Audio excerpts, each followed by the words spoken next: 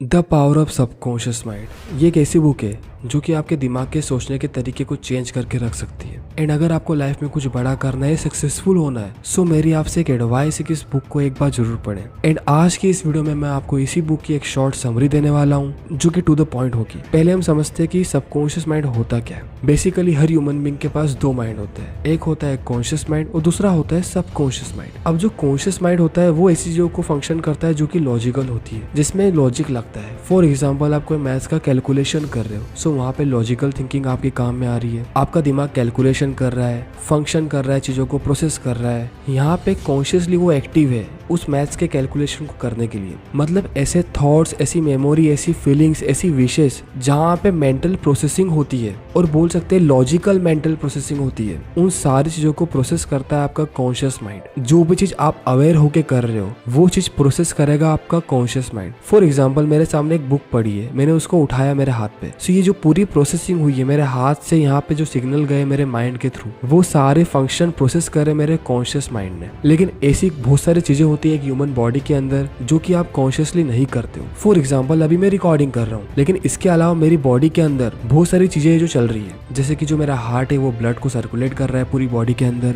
मेरी eyes images को process कर रही है, मेरी किडनी लिक्विड को फिल्टर कर रही है। मतलब ये जो बॉडी के अंदर के जो फंक्शन है जिसमें मैं कॉन्शियसली एक्टिव नहीं हूँ वो चीजें भी हो रही है। अब जो रिकॉर्डिंग कर रहा हूँ, जो मैं बोल रहा हूँ, उसमें मैं कॉन्शियसली एक्टिव हूँ, सो इस चीज को प्रोसेस कर रहा है मेरा कॉन्शियस माइंड। लेकिन जिन जिन चीजों पे मैं कॉन्शियसली एक्टिव नहीं हूँ, या बोल सकते हैं जिन पे मैं अवेयर नहीं हूँ, वो सारी चीजों को फंक्शन कर रहा है मेरा सबकॉन्शियस माइंड। सो ये मेन डिफरेंस होता है कॉन्शियस माइंड और सबकॉन्शियस माइंड में। अब जो book the power of subconscious mind है, इसमें डॉक्टर जोसेफ मर्फी ने यही बताया कि कैसे आप आपके सबकॉन्शियस माइंड की पावर को यूज करके आपको जो भी चाहिए उसको अचीव कर सकते हो। आपने कभी सोचा है कि जो सक्सेसफुल लोग होते हैं उनमें ऐसा क्या डिफरेंस होता है और वो क्या चीज अलग करते हैं? उनमें डिफरेंस होता है उनके थॉट प्रोसेस का, उनकी थिंकिंग का, उनके दिमाग के अंदर 24 घंटे चल क्या रहा है, ये मेन डिफरेंस होता है, ना कि एक्सटर्नल लाइफस्टाइल का। सो जो आपके इंटरनल माइंड के अंदर चलता है ये बहुत ज्यादा इंपॉर्टेंट रोल प्ले करता है, और यहीं पे रोल प्ले आता है हमारा सबकॉन्शियस माइंड का। आप जो भी चीजें बोलते हो वो सारी चीजें रिकॉर्ड करता है आपका सबकॉन्शियस माइंड। फॉर एग्जाम्पल मैंने बोला कि मैं पर्टिकुलर चीज खरीद नहीं सकता, वो कुछ भी हो सकती है XYZ। सो यहाँ पे मेरा जो सबकॉन्शियस माइंड है वो क्वेश्चन नहीं करेगा मुझसे कि क्यों नहीं खरीद सकता, वो डायरेक्टली इस चीज को रिकॉर्ड कर लेगा और उस चीज पे एग्री करेगा, और उसी अकॉर्डिंग जो दूसरी चीजें होती है उनको प्रोसेस करेगा। मतलब जो भी चीज आप खुद को बोलते हो वो चीज रिकॉर्ड होती है। इसलिए बोलते हैं कि हमेशा पॉजिटिव बोलो, क्योंकि जब भी आप नेगेटिव थॉट आपके दिमाग में लाते हो, सो यहाँ पे कॉन्शियस माइंड तो ठीक है, वो समझ लेता है कि यार ऐसा नहीं होगा, लेकिन जो सबकॉन्शियस माइंड है वो सारी एक सिंगल चीज को रिकॉर्ड करता है, वो उसी के अकॉर्डिंग चीजों को प्रोसेस करता है। सो जो बुक है the power of subconscious mind, इसमें इन्हीं चीजों के बारे में डिटेल में बताया गया है कैसे आप आपके ब्रेन को रिप्रोग्राम करके आपकी लाइफ में जो भी चाहिए उसको अचीव कर सकते हो। सो हम बुक में आगे बढ़ते हैं। डॉक्टर जोसेफ मर्फी जिन्होंने the power of subconscious mind लिखी है,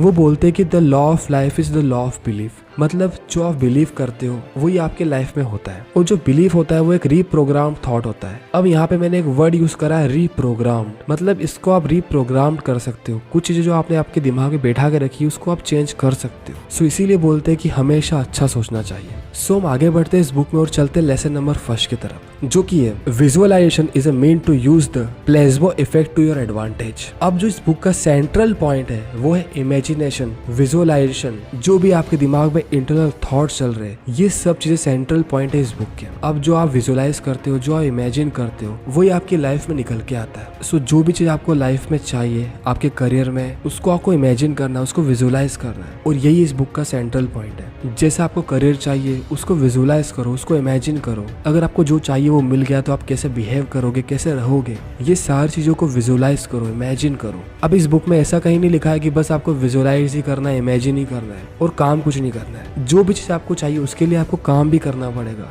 जो भी आपके एक्शन प्लान्स है, जो भी आपके टारगेट्स है, उनको एग्जीक्यूट करना पड़ेगा, उन प्लान पे एग्जीक्यूशन करना पड़ेगा, तभी जो आपको चाहिए वो मिलेगा। लेकिन जो उसकी स्पीड अचीव करने की वो बहुत जल्दी बढ़ जाएगी। आपके जो मेंटल बैरियर्स है, जो आपके मेंटल ब्लॉक्स है, वो इमेजिन करने से, वो विजुअलाइज करने से खत्म हो जाएंगे, और आपको एक पावर मिलेगी, एक पॉजिटिव वाइब मिलेगी एक पर्टिकुलर टास्क को कंप्लीट करने के लिए। सो बुक का सेंट्रल पॉइंट क्या है? Imagination, visualization to reality. Imagination से रियलिटी का जो गैप है वहां पे आता है आपका एग्जीक्यूशन, कि आपने एग्जीक्यूट कितना किया चीजों को। अब जो आपका माइंड है वहीं पे आइडियाज आते हैं, थॉट्स आते हैं, और वही आइडियाज रियलिटी में कन्वर्ट होते हैं। जैसे कि मैंने सोचा कि मुझे the power of subconscious mind की बुक की समरी बनानी है। सो ये एक आइडिया था कुछ टाइम पहले, अब मैं इसको रियलिटी में कन्वर्ट कर रहा हूँ। अगर मैं इस बुक की समरी को स्ट्रक्चर नहीं करता, इस बुक को पढ़ता नहीं, इसकी रिकॉर्डिंग नहीं करता, सो क्या ये रियलिटी में आ सकता था? इसका आंसर है नहीं। पहले मैंने इमेजिन करा, विजुलाइज किया कि किस तरह से मुझे इस बुक की समरी बनानी है, कैसे कंटेंट को स्ट्रक्चर्ड करना है, कैसे रिकॉर्डिंग करनी है, तभी वो रियलिटी में आ पाया। सो ये चीज आपकी लाइफ के हर एक पर्सपेक्टिव में काम आएगी। आपको कैसा लाइफ पार्टनर चाहिए, आपको कैसी कार चाहिए, आपको कैसा करियर चाहिए, हर एक सिंगल चीज। सो यहाँ पे जो आपका माइंड है वो वर्क करेगा आइडियाज को रियलिटी में कन्वर्ट करने के लिए। अब जो आपका माइंड है वो आपको बताएगा कि क्या क्या आपको काम करने हैं इस आइडिया को रियलिटी में कन्वर्ट करने के लिए। मैं एक एग्जांपल लेता हूँ ताजमहल का। अब ताजमहल शाहजहां के पहले दिमाग में बना होगा, उसी के बाद तो वो रियलिटी में बना है। हर एक चीज पहले आपके दिमाग में प्री डिफाइन हो जाती है, बन जाती है, आइडियाज के फॉर्म में, थॉट्स के फॉर्म में, थिंकिंग के फॉर्म में, फिर वो रियलिटी में आती है। और यहाँ पे जो आपका माइंड है वो वर्क करता है। सो यहाँ पे आपको इमेजिन करना है, विजुलाइज करना है कि आप आपके गोल्स को अचीव कर रहे हो, टारगेट को अचीव कर रहे हो, जो भी आउटकम्स आ रहे हैं वो आपको इमेजिन करना है, विजुलाइज करना है। और ये जो विजुलाइजेशन और इमेजिनेशन का जो साइंटिफिक आइडिया है उसको हम बोलते हैं प्लेसबो इफेक्ट। अब प्लेसबो इफेक्ट क्या होता है? प्लेसबो एक ऐसी पील है या बोल सकते हैं दवाई है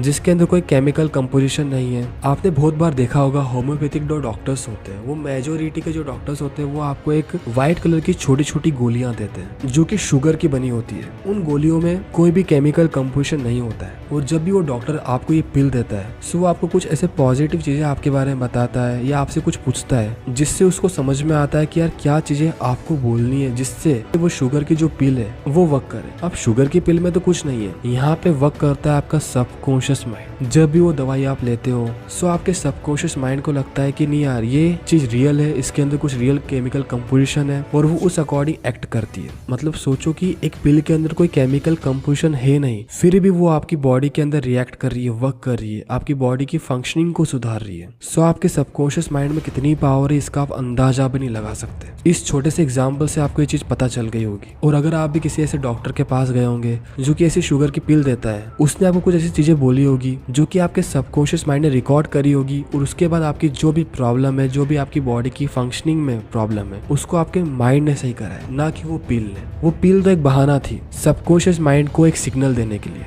अब इसमें कोई हार्ड साइंस नहीं है, ये बहुत ज्यादा सब्जेक्टिव है और ये डिपेंड करता है इंडिविजुअल टू इंडिविजुअल किसकी कितनी विल पावर है। हर पेशेंट के ऊपर ये चीजें वर्क नहीं करती है, इसलिए ये सब्जेक्टिव होता है और ये वेरी करता है पर्सन टू पर्सन और इंडिविजुअल टू इंडिविजुअल। लेकिन होता है कि जो पेशेंट होता है उसको लगता है कि ये मेडिसिन बहुत ज्यादा स्ट्रॉन्ग है, सो वो डायरेक्टली वर्क करती है उनके सबकॉन्शियस माइंड के ऊपर, और सबकॉन्शियस माइंड ट्रीट करता है जो भी डिसीज होती है, जो भी प्रॉब्लम होती है उस पर्टिकुलर पर्सन को। सो ये चीज सब्जेक्टिव होती है, ये डिपेंड करती है पर्सन टू पर्सन और इंडिविजुअल्स के ऊपर। मैं ये नहीं बोल सकता हूँ कि इसके पीछे बहुत ज्यादा हार्ड साइंस है, और इसके अराउंड बहुत सारी रिसर्च ऑलरेडी हो चुकी है जिसमें बहुत सारे पेशेंट के ऊपर टेस्टिंग की गई थी जहाँ पे बहुत बेनिफिट मिले पेशेंट को ऐसी पिल्स है। अब वो जो पिल्स होती है वो तो कहीं वर्क कर नहीं रही है, वर्क करता है आपका सबकॉन्शियस माइंड। एंड इसी पर्टिकुलर बुक में डॉक्टर जोसेफ मर्फी ने एक और एग्जाम्पल दिया है ओपेरा सिंगर का, जहाँ पे जो ओपेरा सिंगर था उसे स्टेज फियर हो चुका था, उसके हाथ पैर सब चीज कांपने लग जाती थी स्टेज पे जाने से पहले। फिर उसने इसी टेक्निक को यूज करके खुद को एक कमरे में बंद किया, खुद के अंदर आत्मविश्वास जगाया कि नहीं यार वो कर सकता है, जिससे उसका खुद का सेल्फ कॉन्फिडेंस बढ़ा और जो सबकॉन्शियस माइंड है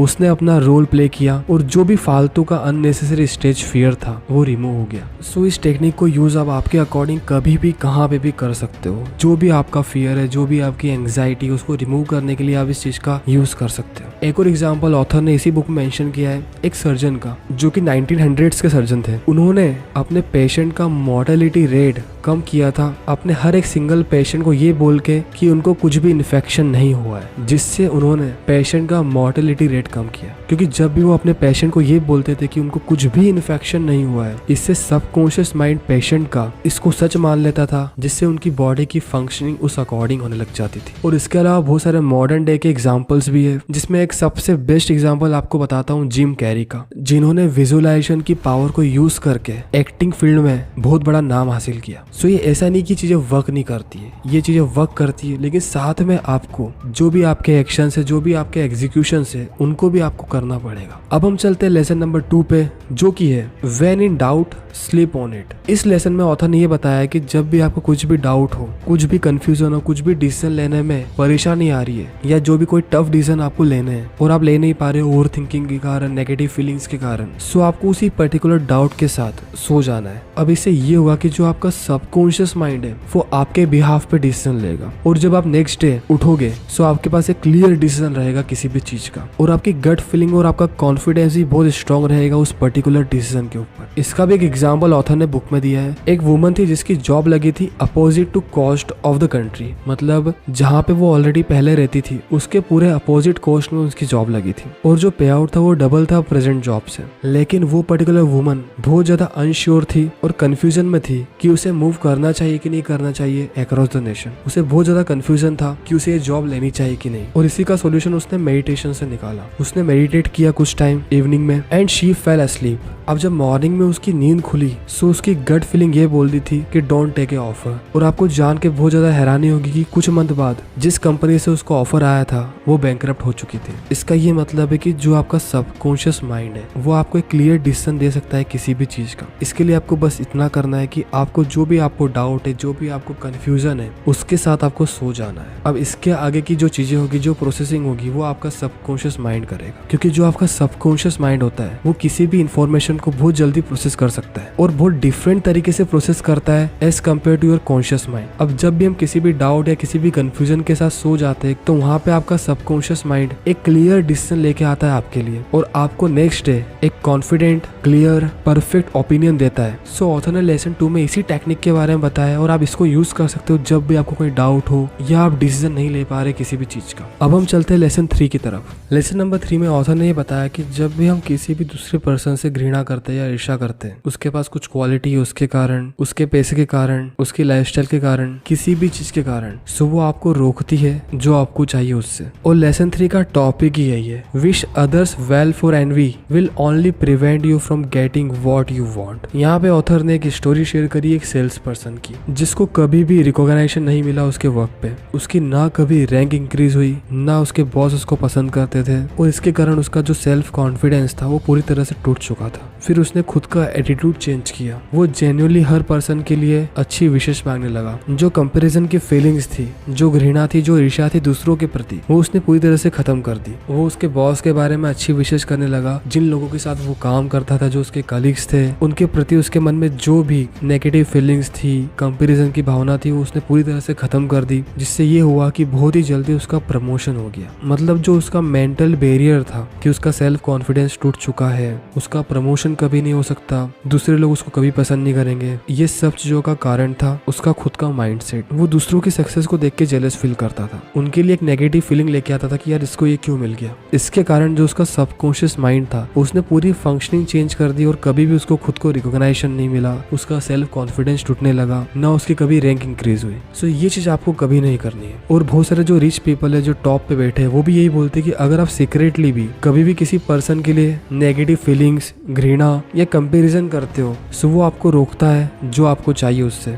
अगर आपके पास कार नहीं है और आप दूसरे पर्सन की कार को देख के सोच रहे हैं इसके पास तो कितनी अच्छी कार है, इसकी लाइफस्टाइल कितनी अच्छी है, ब्ला ब्ला ब्ला। सो ये जो ईर्ष्या की भावना है, जो ये घृणा की भावना है, ये आपके सबकॉन्शियस माइंड को इस तरह से रीप्रोग्राम कर रही है कि वो चीज आपको कभी भी नहीं मिलेगी जो आपको चाहिए। इससे आप खुद के पांव पे कुल्हाड़ी मार रहे हो। अगर आप ये सोचते हो कि यार जो पैसा है वही हर प्रॉब्लम की जड़ है, और जो पैसे वाले लोग होते हैं, जो मिलियनर्स होते हैं, वो सारे बेकार लोग होते हैं, सो आप खुद सोचो कि जो आपकी थिंकिंग है मिलियनर्स के प्रति, जो अमीर लोग हैं उनके प्रति, वो कितना गंदा इफेक्ट डालेगी आपके खुद के पैसे के मैनेजमेंट के ऊपर। इसीलिए 95% लोग कभी भी अच्छा पैसा नहीं कमा पाते। सो कभी भी आपको विक्टिम माइंडसेट पे ट्रैप नहीं होना है कि यार उसके पास ये था तो उसने ये कर लिया, उसके पास सारी फैसिलिटीज थी, सारे रिसोर्सेज थे, अच्छा टाइम था, सो उसने इतना कुछ कर लिया। कभी भी आपको ऐसा माइंडसेट नहीं रखना है। ये माइंडसेट आपके सबकॉन्शियस माइंड को वीक कर देगा और कभी भी जो आपको चाहिए वो आप कभी भी अचीव नहीं कर पाओगे। So don't fall into victim mindset. There is enough to go around for everyone. Pie is not limited. So हमेशा आपको पॉजिटिव रहना है। जो आपके माइंडसेट के अंदर जो चल रहा है, जो आपके दिमाग के अंदर 24/7 चलता है, उसको रीप्रोग्राम करना, उसको चेंज करना है। दूसरे लोगों के प्रति जो भी आपकी फीलिंग्स है,